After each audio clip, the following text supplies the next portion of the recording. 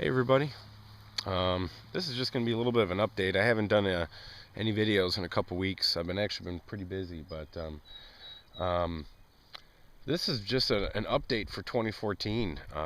We've got some really good news. We actually found a place, and a place that we weren't renting. The plan was last year was to rent a place close to the property, get the tiny house fixed up, get it all set up and ready to go, and get moved into it and everything like that. And it didn't work out as well as we planned, but we had two choices here this spring.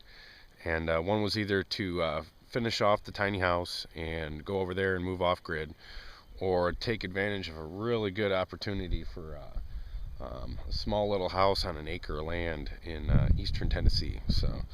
So we got the little acre of land over here in eastern Tennessee, and this is our new little Tennessee homestead I'm going to show you guys. And it's pretty nice. We've got a garden space that's already set up. It's been a garden for the last 20 years, 15-20 years or so. But we've got a really big, I think this is like a flowering cherry or something like that. I'm not really sure, but it's a really cool big tree. There's the house. It's a little single wide, and 3-bedroom single wide. And here's the front part. And this whole area right here is going to be a food forest. I've already got 4 fruit trees. I got 2 peaches, a nectarine, and a gala apple. And this is all going to be perennial polyculture, edible forest. So this is a crab apple. And these really big trees up here, there's 1 there, 2, 3, 4. A couple of them are maples. I see a bunch of maple leaves on the ground around them. So I think it's pretty good. I think those big trees are really all I need, and that'll be my canopy trees. And then the understory is all going to be peaches and plums and cherries and pawpaws and all that good stuff. So I was very lucky to actually have 3 deliveries of wood chips from the guys in town. I was driving by downtown, and I saw the guys taking leaves and stuff and branches from people's yards and chipping them all up. I asked them if they'd drop it off at my house, and they brought me 1, which was cool. And then I was at work for a couple days, and they brought me another one. And then I just got another one last week. So this is a lot of wood chips. And this is going to be perfect. I really need this stuff. You know, it's going to be around all the... I don't want to have any grass. Eventually there won't be any grass in here. It'll all just be fruit trees and little pathways with wood chips. Here's the big garden. And I just made some raised beds. I made about 11 of them. I got 1 more to go. And this wood right here was all from a deck. There was a deck behind the house that was taken apart, and I just screwed them all together. I think these are 6 feet by 6 feet squared, and I got some ideas. I think do raised beds in these 3 spots right here, over here, and then just do regular rows right here with garlic and potatoes and cabbage and all that stuff, and corn and beans and squash and you name it. Maybe do leafy greens right here in the raised beds.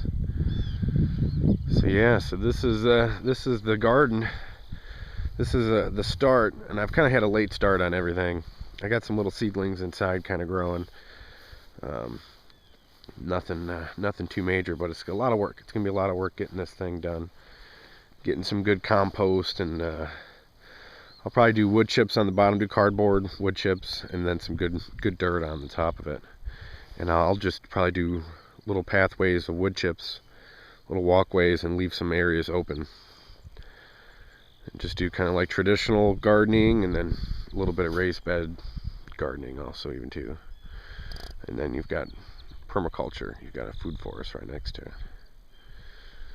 That's the idea anyways. Food forest, annual, I'll have some perennial stuff mixed in there. I'll have some some herbs and stuff that just keep growing back every year. And I've got some Jerusalem artichoke that I planted over here. I was thinking about using this tree right here for some hugelkultur. You know, dig some deep trenches and bury these big logs from this, cut it up a little bit. But here's some of the cardboard I've been saving. Start doing lasagna gardening in those raised beds. Layered cardboard on the bottom to stop any grass or weeds from coming up. Some wood chips on top of the cardboard, and then some good soil. So I planted a whole bunch of Jerusalem artichoke right in here, and I don't know if they're coming up. I don't know if this might actually be them right here. It's been a couple weeks. This is them. You got one here, here, here. There's another one here. Yep, these are my sunchokes right here that I planted. Those are the only ones I see so far. Nope, oh, no, there's more here too. One here and here. And I just did a little row of them. And I still have some more left that I can plant. But got my son's little swing set right here, a redbud tree right by the house. Of course, the ducks and the chickens. And I'm saving up some money right now to get some more fence for these guys. I'm going to do this whole area right in here, all the way to the garden will be theirs. And it's going to be about 200 or 300 feet of fence. So right now I've got a lot of predators. I've just got a small temporary one right here. And I've got all the chickens in the little coop right now. So they're all cooped up, but they're doing good. All the neighbors have dogs that run around out here. We've got a lot of possums and stuff like that. So I want to have enough space fenced off for them so they're kind of free range and they don't take the grass all the way down to the dirt. And oh crap, let me show you the backyard. I've got a plum tree right here. There's a big cherry right here. And there's cherry trees all along this fence line right here. This is all barbed wire fence for cattle.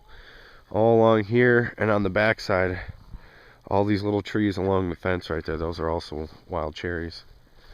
I think they're black cherries. I don't think they're the fire cherries or anything, but yeah, here's the backyard. Eventually I'll have some raised beds right back here. This is where I got the wood from. There was a pile of wood this tall. It was huge. All the wood. So this is what I've got left. And here's one more raised bed. I've got like 1.5 left. And some more posts over here. So there's plenty of leftover wood to get the raised beds going. And a big old garden shed over here. If you can see in here. It's good size too. Be spending a lot of time in there. So yeah, there's gonna be a lot more videos coming.